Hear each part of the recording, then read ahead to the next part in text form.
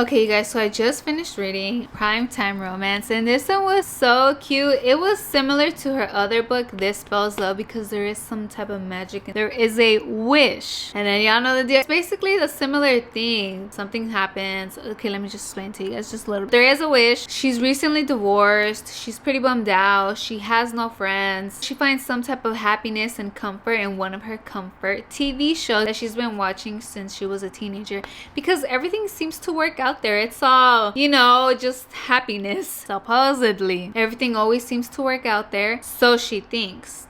She doesn't really know what she's going to do now, because she didn't think her life was going to be how it is right now. She thought she was going to be happy. She's found her happily ever after. She's found her soulmate. It's not like she's against love. She still has this little hope. She has this roommate, Josh, and they don't really cross paths like that. They kind of do their own thing. It's just when they have these little encounters where one of them's leaving, one of them's entering and stuff like that. But she's out one night with some women. I wouldn't really say her friends, because they're not really her friends. There's just some girls that she hangs out with. She went out to a club where Josh bartends. She's trying to feel it, you know, but then she doesn't really feel the vibes, and she's trying to leave. She lost her purse, so she asks Josh if he can borrow some money. But then Josh is like a little bit because he doesn't want her to be leaving this late by herself, so he ends up leaving with her. They end up leaving together. They end up watching the show together, her show, Carson's Cove. It's like past midnight and it's already her birthday, and they get a little knock on the door and somebody brings her a cake. So she's just like, let's leave it till tomorrow. But Josh is like, no, let me cut you a piece. There's a little candle. She ends up making a wish.